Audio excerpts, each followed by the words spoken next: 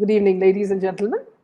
Today, we have a very eminent guest whom you normally see in the panel debates of prime channels like Times Now, Republic TV, and Brigadier Mahalingam is a former commander of a mountain brigade and former force commander of the National Security Guard, the country's elite counter-terrorism force.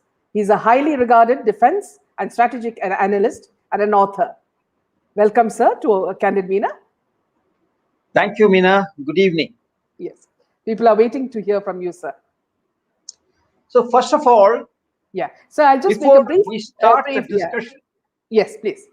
I would like to give you some information. Yes. Which I believe will help people understand the present conflict, as also the discussions that are going on and the future of Afghanistan. Yes. First and foremost, it is necessary for us to understand. So before you start, I'll just give a small brief and then we can start. Okay, fine. Sorry. Sir, India is undergoing very dire times with the Chinese virus pandemic, the Soros toolkit trying their best to create disharmony in India, Pakistan waiting for a chance to infiltrate India, and US troops being withdrawn from Afghanistan. It does not look like a good situation for India. Now that the US has withdrawn its troops from Afghanistan, what will be the consequences for India, sir? What are the prospects of peace talks between Taliban and the Afghan government succeeding in Afghanistan? That would be the first question that we're looking forward to, sir. Can I start? Yes. Okay, fine. Before I start off with the answer to your question, let me give you a few facts which will help you understand the present problem, the negotiations that are going on, as also the future of Afghanistan. First and foremost, it is necessary to understand the present conflict in Afghanistan is not a result of any problem or differences between Taliban and the Afghanistan government. For it to be solved either by dialogue or by peace talks. It is essentially, the entire matter is, you can say, ideology. It is all about faith and belief. Now, Taliban, as you know, has been attempting to establish an Islamic Emirate of Afghanistan, primarily meaning that it wants to control the country through the Islamic laws. It doesn't believe in the man-made laws which are written in the constitution of Afghanistan. The third thing that you need to realize is, till today, despite all these talks, Taliban has not delinked from Al-Qaeda. It still continues with Al-Qaeda. And in addition to this, if you see in Afghanistan per se, the other elements, the terrorist elements, which have a similar ideology, namely Al-Qaeda, Taliban, splinter groups, as also ISIL. They have not had any major conflict in that area at all. If at all, there has been some fight, it is because of the ambitions of some of the commanders, as also some local issue. The next issue we need to understand that in late 1990s, when Taliban was in control of Afghanistan, it had permitted all types of terrorists and had provided them the safe havens there. Yes. Now tell me, what is the reason why it should act otherwise today? Or because of the fact that it still has not severed its connections with any of these elements. The next point that I would like to mention Hmm. is that it is not just Afghanistan which has been put under this problem. It is a worldwide phenomenon. It is happening in many of the countries in the world in different forms, maybe cutting across continents. Why is it happening? It is the jihad. And I firmly believe that jihad cannot be confined to the boundaries of a country, particularly Afghanistan. Yeah. Now, if you have understood this, you will understand the entire issue altogether. Yeah. Now, let me go to your question of the effect of US withdrawal from Afghanistan. Yeah. Now, first and foremost, as you are aware, India had maintained a very good relationship with Afghanistan during the tenure of Hamid Karzai as also Ghani. Yes. And India, in turn, as working on a number of projects, essentially development projects in Afghanistan. I do not know if these will continue if Taliban takes over, because the security of our people who are working in these projects are directly involved. Earlier also we had incidents where some of our people had been kidnapped. The second aspect we must get to know is that Pakistan created Taliban, and it also provided safe haven for Taliban's cadres in Pakistan after the Americans attacked Afghanistan, and also its leaders were housed in a colony in Quetta. Yeah. So that was a relationship. That being so, mind you, in addition to this, I would just like to also mention that the Pakistan has been always been providing support in the form of weapons, ammunition, as also intelligence and everything else to Taliban. And today, therefore, Taliban is bound to support and take orders from Pakistan, if not always, at least for some time. I'm saying this with a specific reason. Now, as far as Pakistan is concerned, it must be quite happy that it is about to achieve the strategic depth for which it has been waiting all these days. So, strategic depth is what they have been achieving and it is nearing. And because of the influence that they have on Taliban, when Taliban comes to power, Pakistan will be in a position to direct those governing there to carry out attacks on India. Yeah. Now, as far as terrorism is concerned, the second concern is terrorism. As I brought out earlier, even during the earlier period, the Taliban had allowed a number of terror outfits to come into Afghanistan and they have provided them with safe havens. They are going to do it now also. Earlier, if you remember, Lashkar-e-Toiba had training camps of theirs run in two provinces. One is Paktia, as also in Kunar provinces. It had this particular thing in these two provinces. Jaish-e-Mohammed, in combination with the other terror outfits, it also had terror camps there. After the Americans came in, the Jaish-e-Mohammed shifted their camps to Peshawar as also to the Balakot. And that is what had happened. And today, when these Americans are leaving, the chances of these terror outfits, which are inimical to India, going there and establishing themselves is absolutely clear, and it's quite possible.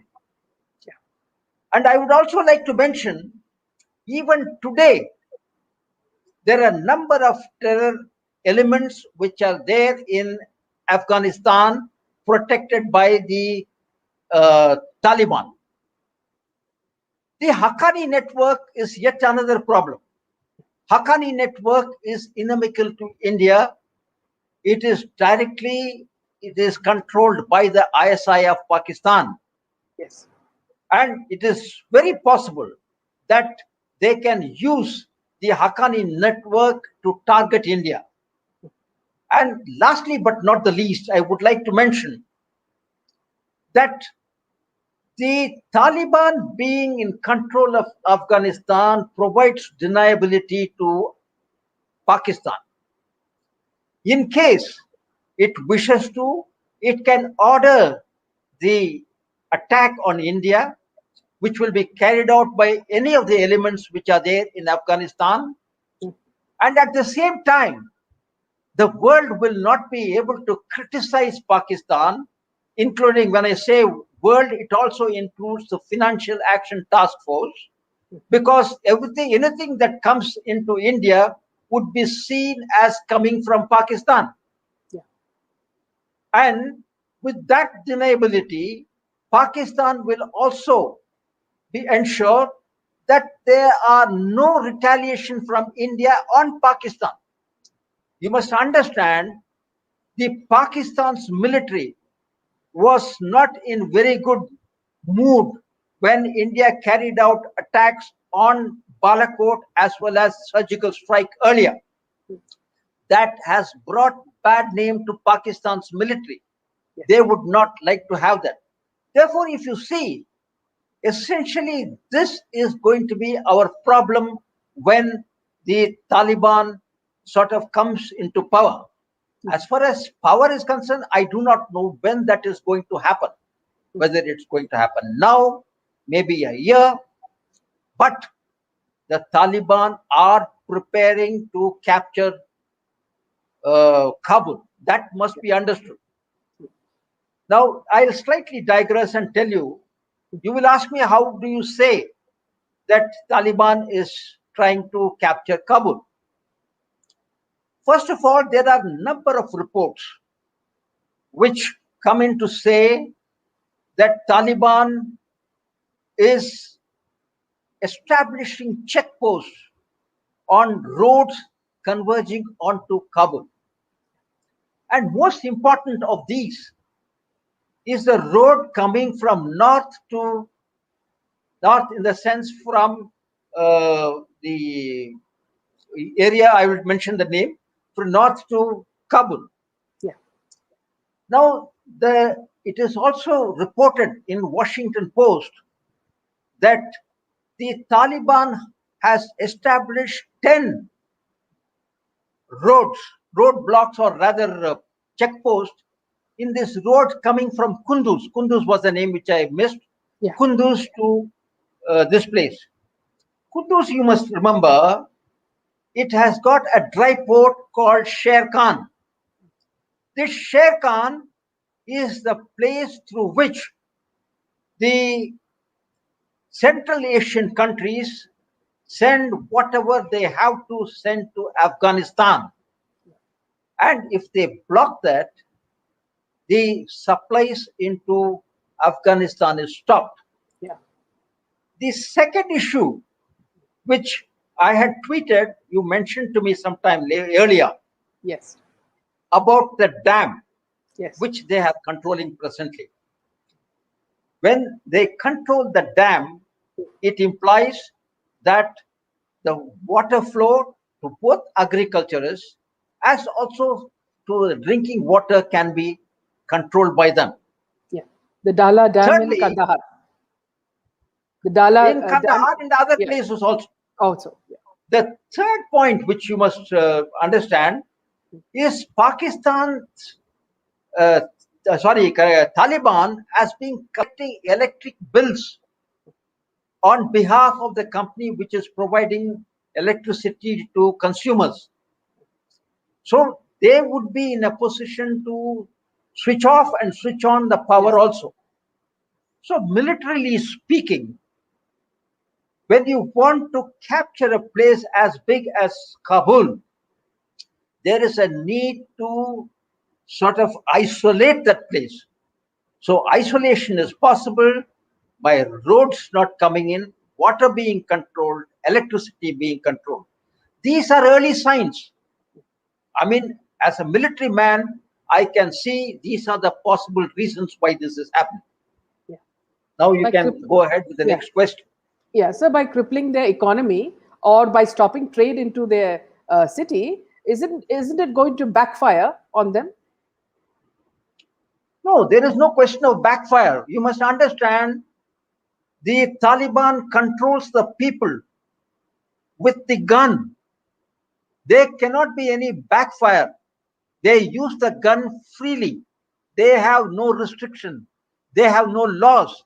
That is precisely the reason today almost 45% of the rural areas are now under the control of Taliban. Therefore, you must look at it from the point of view of the people. People cannot oppose it. If people are in a position to oppose it, I am positive that they are not going to allow this Islamic law to come into Afghanistan after having seen what it was when US was in control of the situation. Yeah. Sir, ISI's increasing influence in Afghanistan. The nexus between the Taliban, especially the Haqqani group, and the ISI underscores Pakistan's increasing influence within the country. The Taliban leadership may not always see eye to eye with the Pakistani state and the ISI, but the ISI's influence over the Taliban is undeniable. No, not really. See, you cannot isolate Pakistan and Taliban when you consider these issues. Now, let me first go into the Pakistan itself. Now, as far as Pakistan is concerned, it is not just the Pakistan Taliban or the TTP, Taliban Pakistan, TTP, which is involved there.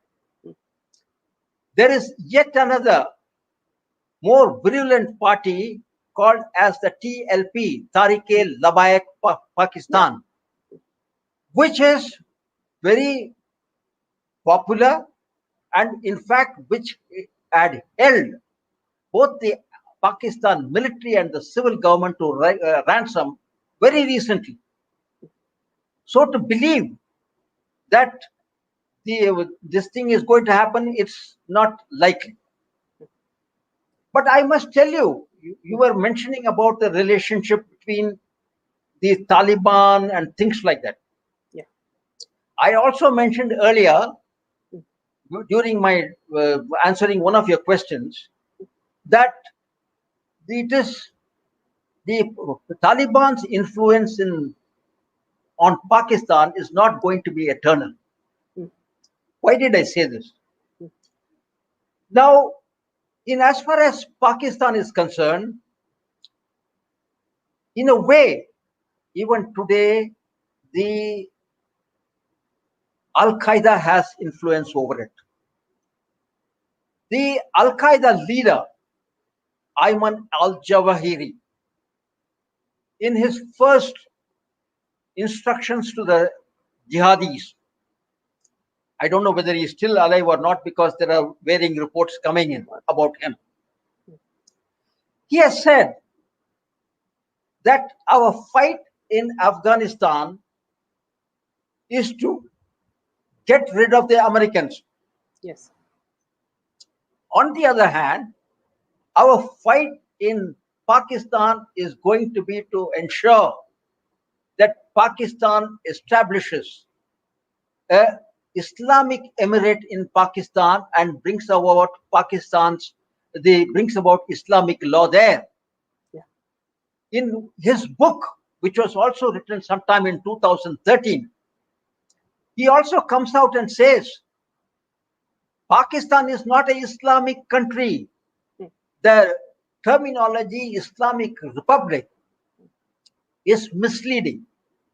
So what he says is that we must establish a base in Afghanistan, thereafter establish Islamic Emirate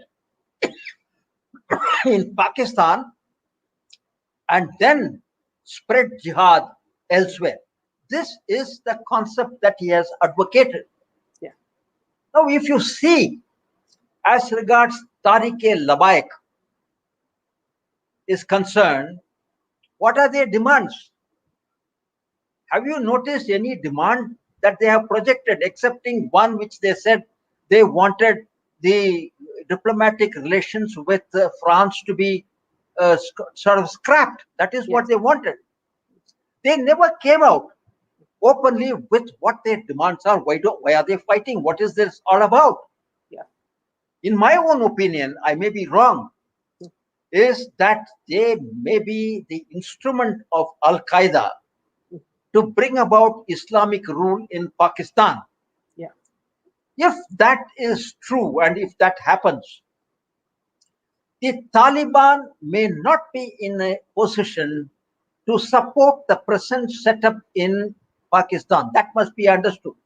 Yeah. Therefore, in that event, they will also support Tariq-e-Labbaik or Tariq-e-Taliban Pakistan in bringing about the Islamic rule in Pakistan. So therefore, you will have to understand that as far as the elements are concerned, the Afghan Taliban will have to go by the diktats of the people who decide on their policies based on their philosophy. So that must be really understood. Also, sir, India has plans to have several helipads, in the corners of our borders of our country. Is that also true, sir? Are we preparing for something? Not Mobile really. helipads, yeah. You're talking about in the borders of Afghanistan, or you're talking about generally India. on the borders? Yeah, in our borders, the what do you call this? What do you call? It's not disposable, like temporary helipads, that sort of thing. Yeah, temporary helipad, you must understand, in as far as India is concerned, Yeah. it has got very little heliborne forces, helicopter forces. Now, there is a problem of, what should I say, traveling from one place to another because of the infrastructure, road infrastructure, particularly not having developed as well. There are occasions, one, when commanders' reconnaissance would be necessary to assess the situation fully, for which there will be requirement for the helicopters to move around. Yeah. It is not always possible to move from some place, Guwahati or Delhi or some place, because of the fuel consumption issues. Yeah. The second issue that we must understand, like in now, what happened in Ladakh, if army decides to intervene or position troops at some strategic points before the Chinese could come, the only means that is available is helicopters. The heliborne forces and the para commandos that we have, if they have to be inducted at short notice for quick tasks, you have to have helipads. Therefore, whatever helipads that they are creating, it is for the use in an emergency situation, for strategic positioning of troops, as well as for the reconnaissance of the commanders. Otherwise, with so little helicopter force that we have, they are really speaking very, very meaningless. Yeah. So Ned is asking, temporary helipads are being sourced on an urgent basis for Chinese border.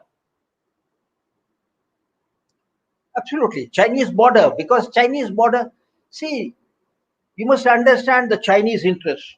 I'm slightly digressing from the issues, Yeah. but then I'll come over to it. Now, as far as China is concerned, they have two areas which are vital to them.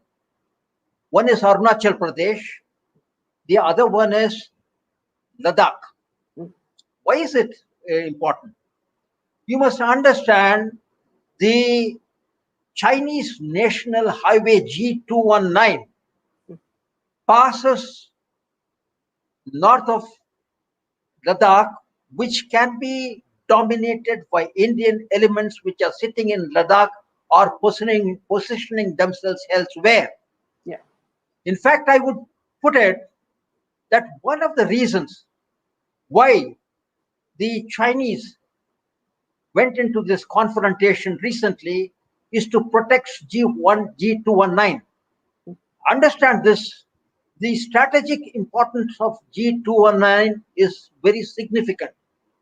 It is the only major road available with the Chinese, coming from China to Tibet and going to Xinjiang.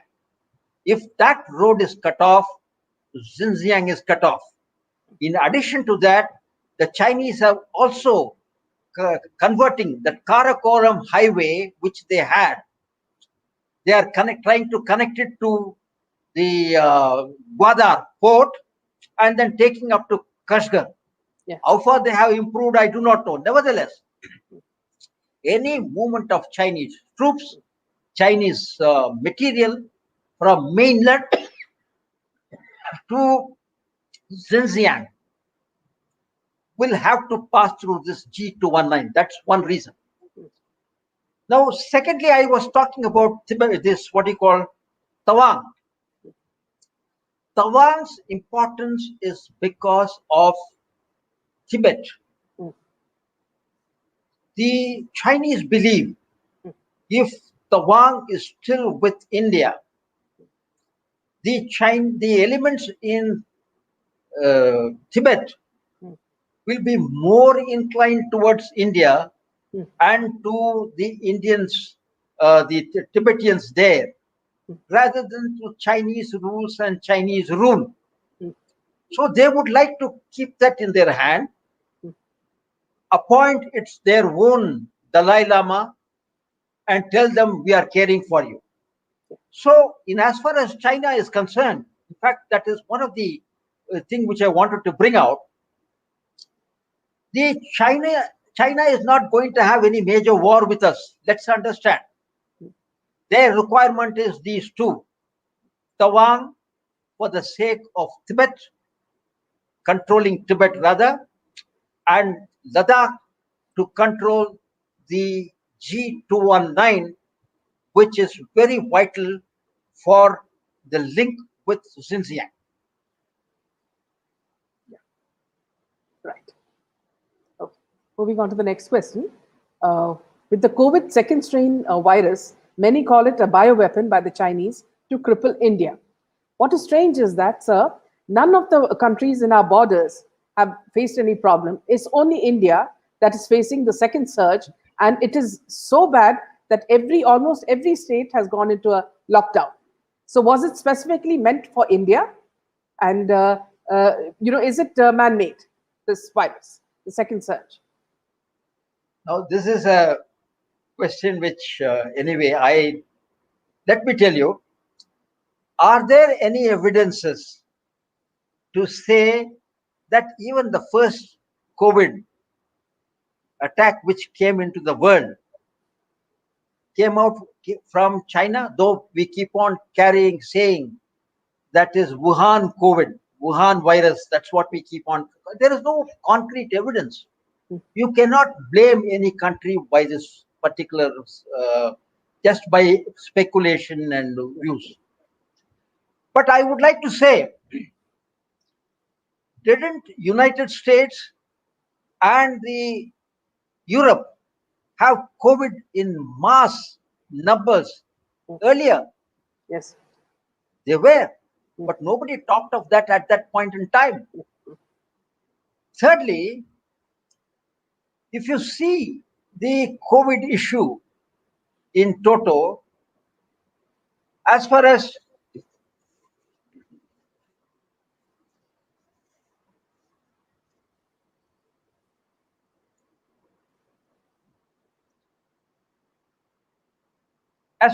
the COVID thing which has surged now, I would say firstly the elections which were held,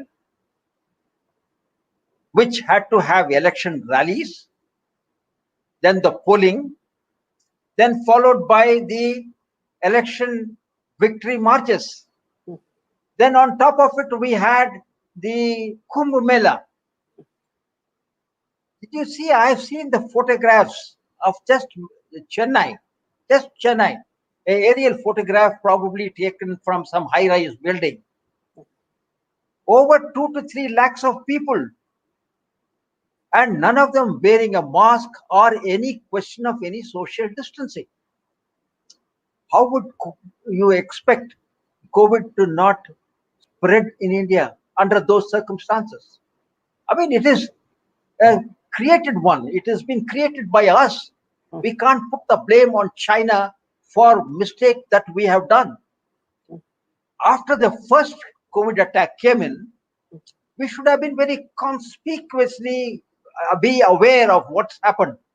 So we should have made sure that necessary steps were taken, not only to contain COVID spread, also to ensure that the second and third wave, which the experts have been predicting, for that necessary infrastructure is created and maintained. Yeah. Unfortunately, we didn't do it, and then we are suffering. So I wouldn't personally blame the China for it for no reason. If there are evidences, fine. But as far as I can see, I have yet to see any evidence to that effect. From what is happening now, and see, there are many things that India would have done to upset China. For example, we banned many of their apps, Chinese apps, and also the fact that India was making its own vaccines. So at some point, did China feel threatened, and are they flexing their muscles now? Again, my answer is simple. If at all China has to flex its muscle, please understand that as of today, China has the trade, as far as China is concerned, with the world countries is tremendous. India is only a very minimum part of it. Why would they choose India for it, after all? If they have to choose, there are countries like, say, US, Australia, Japan, and number of countries in the area of South and East China Seas, where they would like to do this. And as far as I can see, yes, China would like to have the apps and various things that they had installed in India to continue, because that gives them the employment. Yeah. But don't forget, anticipating this, China has taken two very important initiatives. One is Belt and Road Initiative. Yeah. What is this Belt and Road Initiative? China constructed any number of infrastructure in China. Yeah. It constructed any number of houses. For people to do that, it gave loans. And in fact, as of today, the number of non-performing assets in China is huge. But despite this, they kept spending again and again on the infrastructure within China. Yeah. The aim being to provide job opportunities to their people. Now, then they said, enough is not enough. Let us now get out of China. So they started the Belt and Road Initiative. If you notice the Belt and Road Initiative, what's happening is the number of countries, it is sending its workers to carry out the tasks or construct infrastructure. Secondly, it is providing most of the equipment that is required for this purpose. Now, what do they achieve by this? When you provide equipment, the industries in China flourish. It provides people to man them and work there. Employment increases. When Belt and Road Initiative is there, it's a huge, big project. You'll have to look at it. And it is having tremendous amount of people working for it. Along with the Belt and Road Initiative, they also started the digital Silk Road. It started little later than Belt and Road Initiative because they realized the importance of that much later. This digital Silk Road is providing any number of platforms all over the world. Now, with the result, all these countries, because of the BRI and digital Silk Road, their economies are integrated with China. The China is also being able to dig in the rare earths from these countries and send them back to their country. Yeah. Now, as far as the digital Silk Road is concerned, it has constructed a number of platforms which are being used by a number of institutions and organizations in various countries. Yeah. The countries, if they today decide, no, we will not have these Chinese equipment, they just cannot do it because it will involve huge costs. Just like in the case of 5G. Once you commit yourself to 5G of the Chinese, you cannot get out of it because you have to spend a lot of money to sort of get equipment. And as long as China is controlling them, they have the spare parts, they have the expertise to work on it. So if you see, the Chinese are not really bothered about India. They are only bothered about two places. One is Tawang and Ladakh. And these two problems, if they are solved, I don't think we'll have a problem with China. This person, Ashutosh, is saying, advantage with China is that they have only one party and there is no opposition, while India has opposition plus judiciary, administrative, media as the biggest roadblocks. Absolutely. You're said so correctly. Yeah. The Xi Jinping Yeah. is everything in China. He is the head of the military, chairman of the Central Military Commission, he is the president, he is the head of the party, general secretary of the Communist Party of China. Yeah. And what he says goes. Yeah. And that he is so very powerful. There is nobody in China today to oppose him. Whatever opposition he had that in the Central Military Commission earlier, when he came to power. In fact, if you recall, Xi Jinping was the vice chairman of Central Military Commission becoming the president, or rather chairman of the Central Military Commission. Yeah.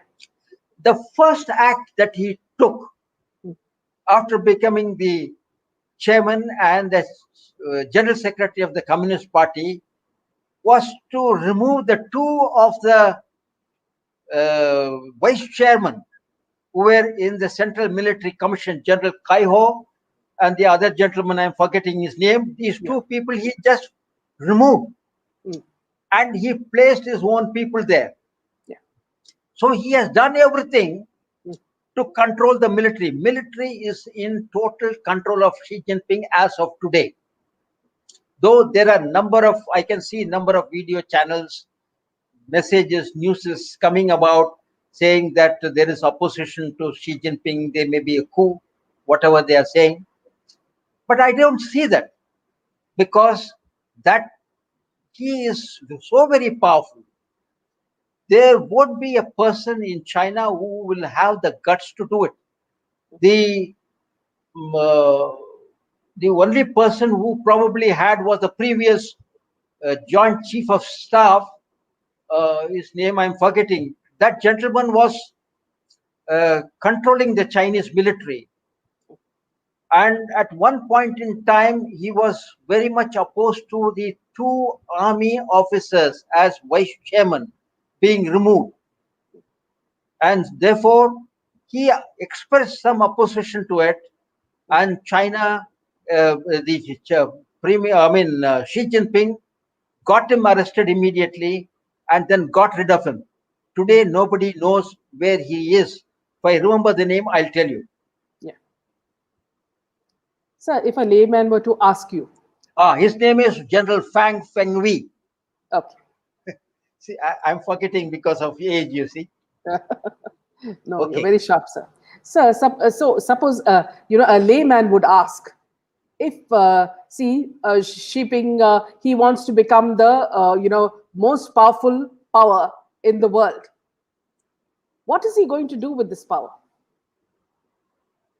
So, see, he is already known as the Liu Shi, or some terminology again. He is the most powerful man. See, he wants to control China. He wants to be the head. But if he loses control of any one organ, it is like you are riding a tiger. When you ride a tiger, the moment you get off it, the tiger will eat you.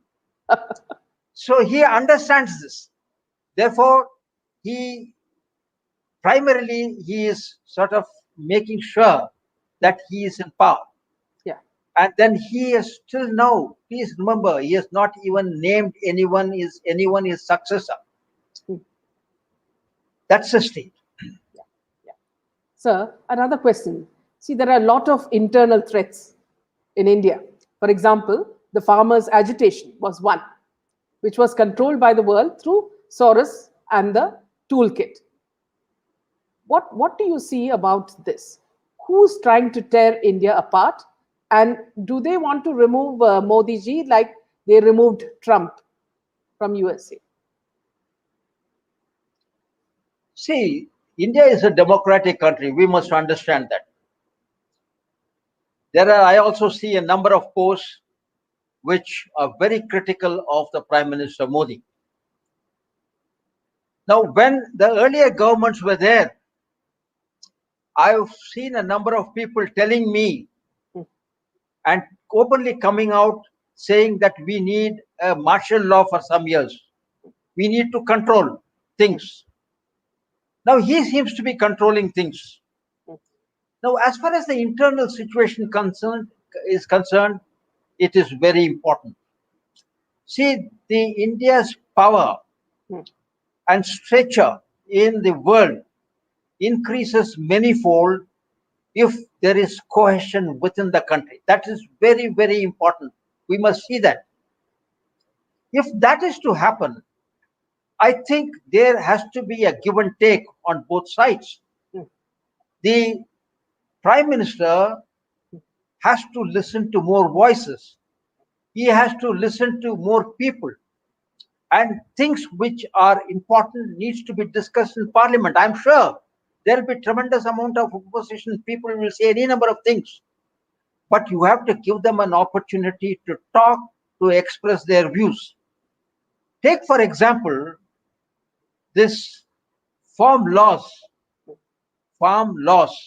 the agricultural reforms which the government tried to bring about. There is so much of opposition. Any number of people have opposed, in spite of the fact the earlier governments had also recommended this. I'm glad Modi has stuck to it. I have my reason to it. First and foremost, if you see the agriculture sector today, the main problem is lack of infrastructure. What are we doing? The government is procuring the grain, storing it, and thereafter distributing it at a price decided by somebody else, not the market forces. Yeah. Now, the government doesn't have the staff to look after the grains, store them, and do whatever it requires to do. It doesn't have the adequate storage. The cold storage is almost negligible. Very little roads available from the villages to the place. In spite of that, people want the present setup to continue. Yeah. If, on the other hand, this particular issue is with the private players, say it can be anybody, it doesn't make a difference. People also keep saying it will be the Modi wants it to give it to Ambani. It can be anybody who can spend money on infrastructure. If he is going to Ambani, or for that matter, anybody comes in, is going to collect the grains from the farmers, give it at a price which government says they will lay down the minimum support price.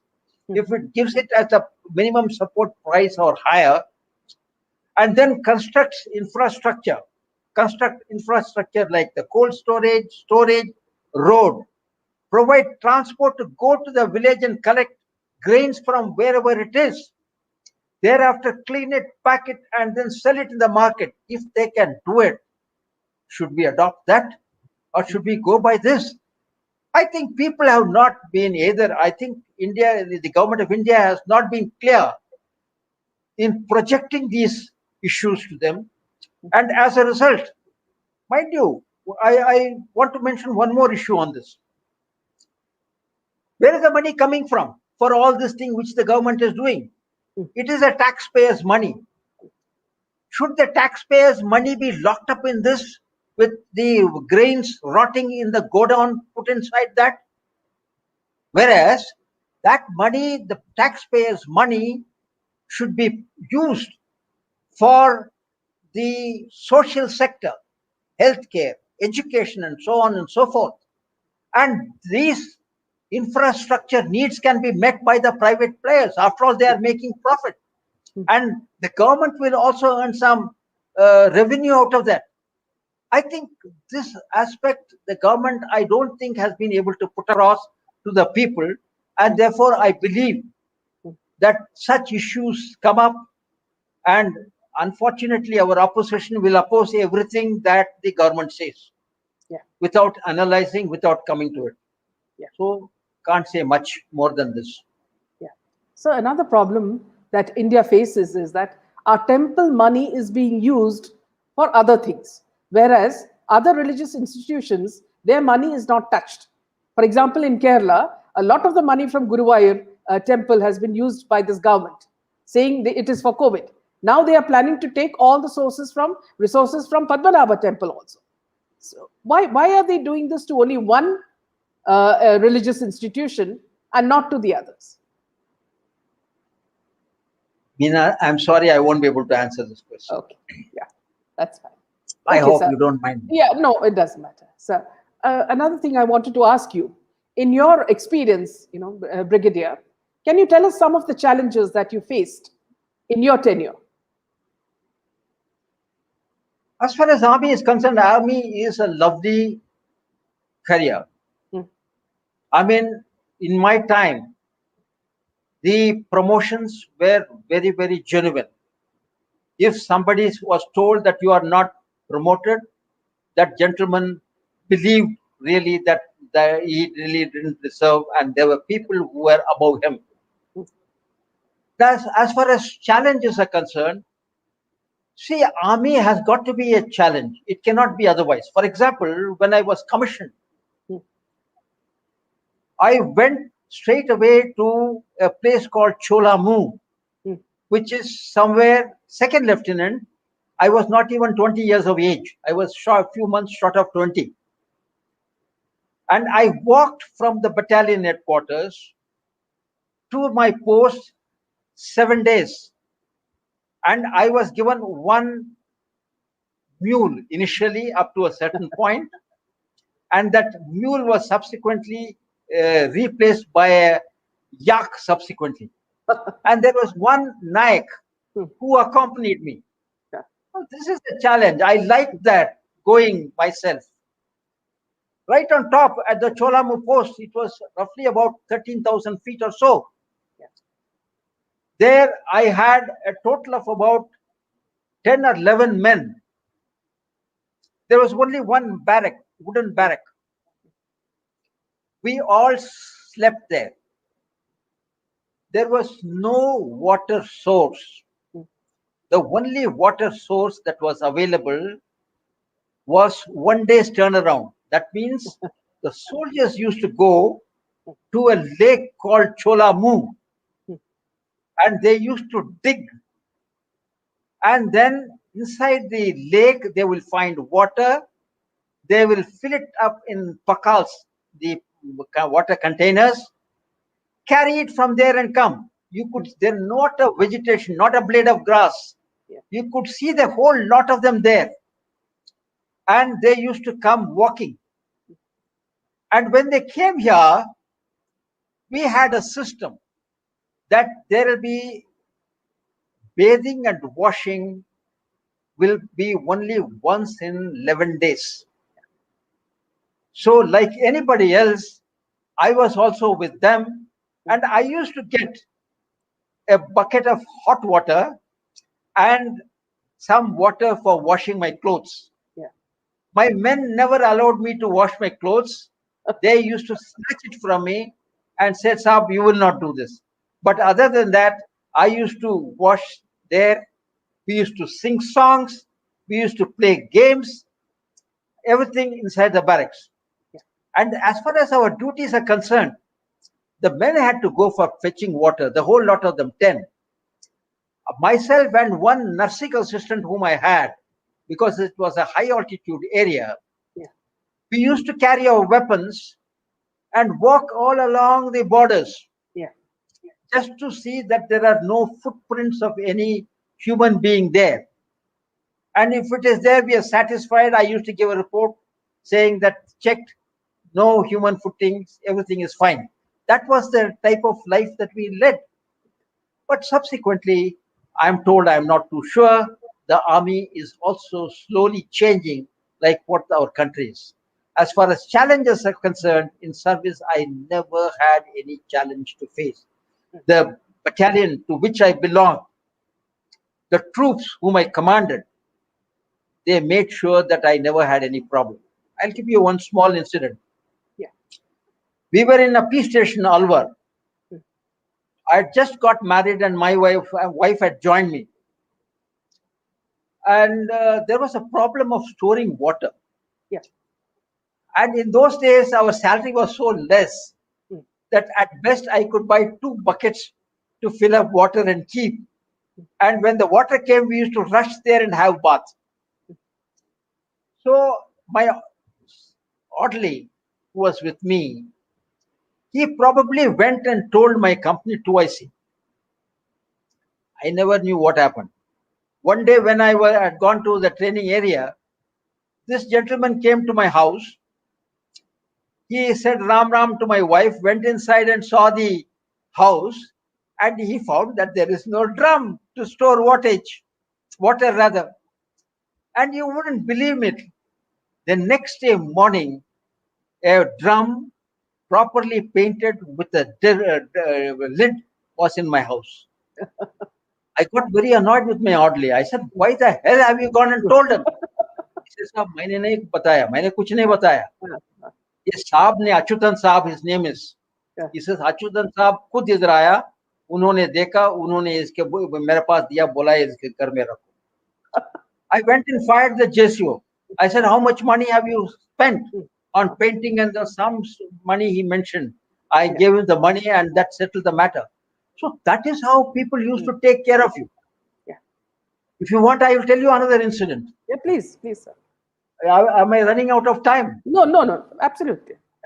Please. See, in the 71 war, I got wounded.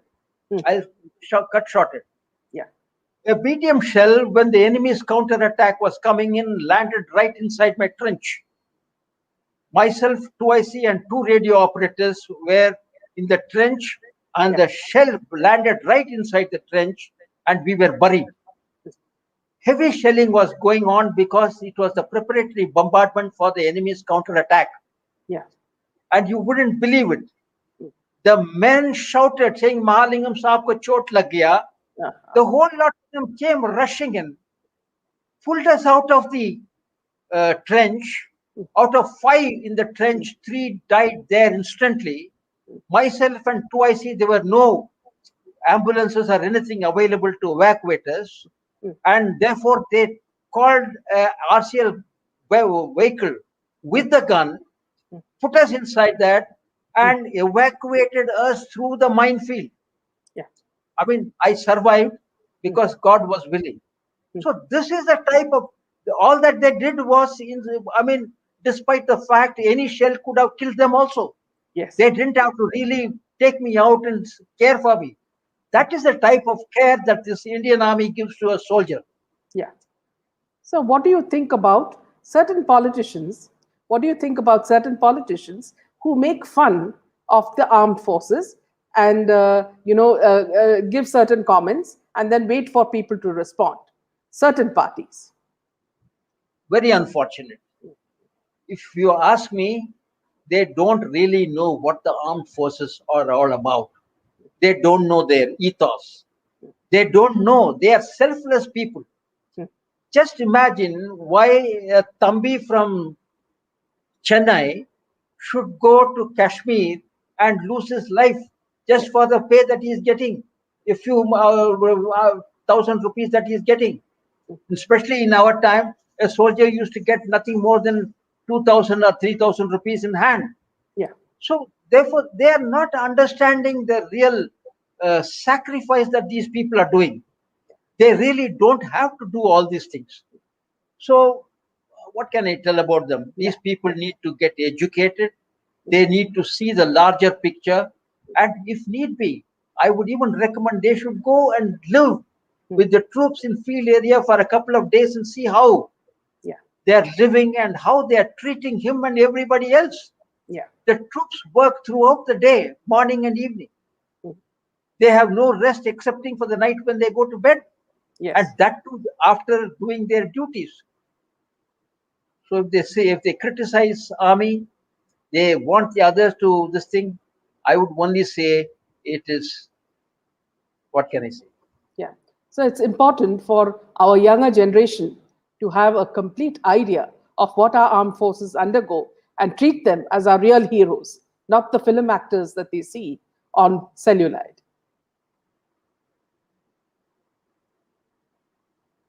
Say again, sorry. Our youngsters should be taught how many sacrifices the armed forces make and that they are our real heroes and not the heroes that we see on celluloid and films. I'm sure people understand this. Yeah. I see in Twitter, you can see in Twitter, you would have seen the number of people when some death is announced, the number of people who support that. And I've seen it actually happening.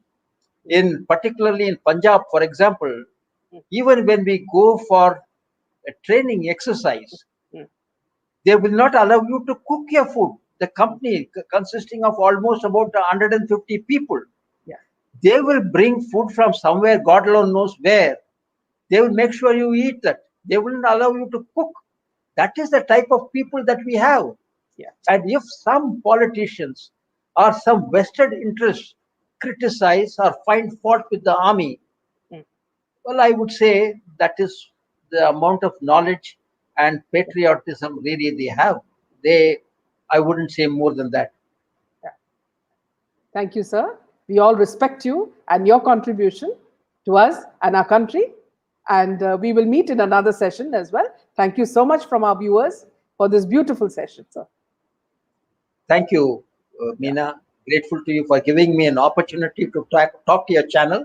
It was a pleasure having this meeting with you as an anchor. Thank you very much. Thank you, sir, and good night.